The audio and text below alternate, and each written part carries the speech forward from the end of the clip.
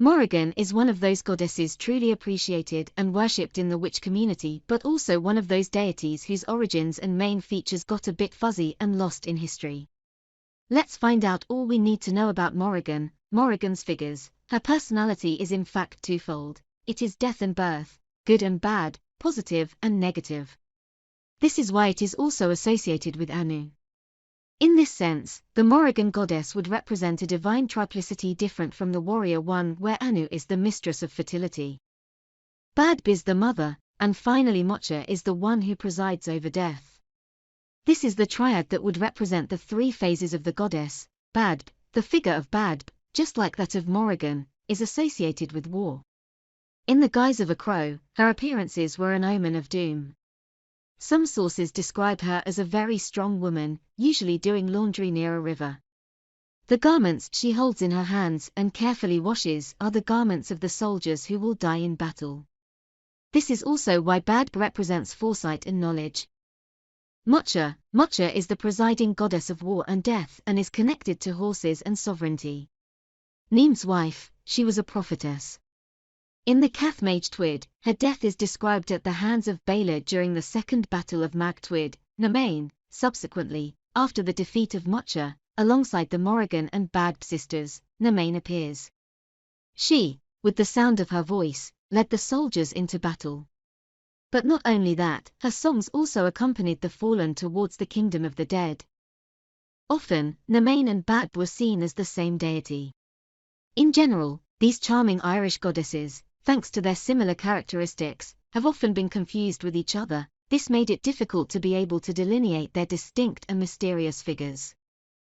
The fairy Morgan, Mórrígan, thanks to the late medieval culture, has become the great fairy Morgan in the Arthurian or Breton cycle.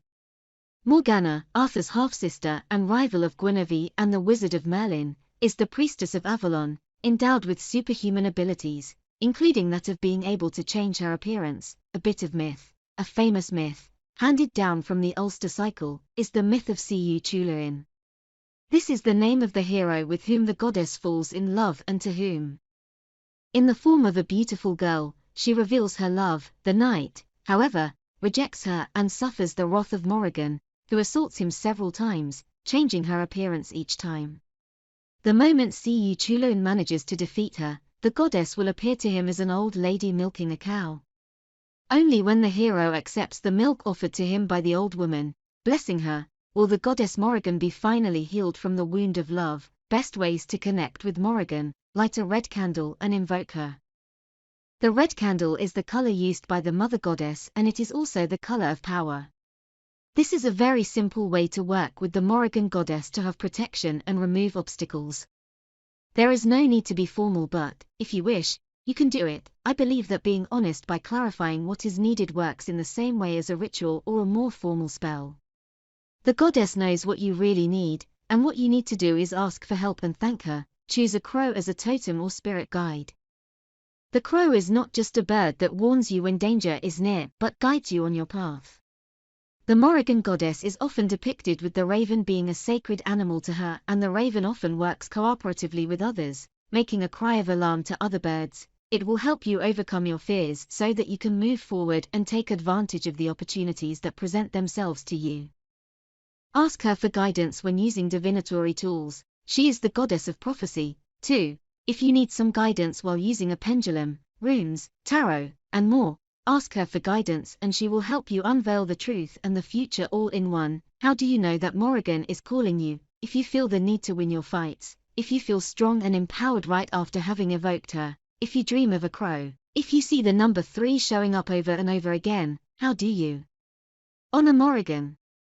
Create an altar for her, use a crow image to honor her, try to win your fights, try to defeat your inner demons and be successful, cast protection spells, place a statue of Morrigan on your altar. Prayer for Morrigan. Morrigan goddess, I need you, support me, guide me, let your strength and your power show me the way to succeed. I am ready for it, I am ready for you, blessed be. What are Morrigan's favorite offerings? Crow's feathers, as the crow is her symbol and one of her representations. An athame, as a symbol of your will to fight. Red wine, as it represents blood. Raw meat, representing the dead body of the enemies. Morrigan artwork, With long black hair or thick and vermilion, the goddess is represented as a woman dressed only in feathers or even as a young and sensual girl. In fact, the Mórrígan goddess has the power to change her appearance, and she can transform into an eel, a wolf, or even a Juno-esque washerwoman who washes the bloody clothes near the battlefields. Her favorite form is that of the crow, often represented in artworks.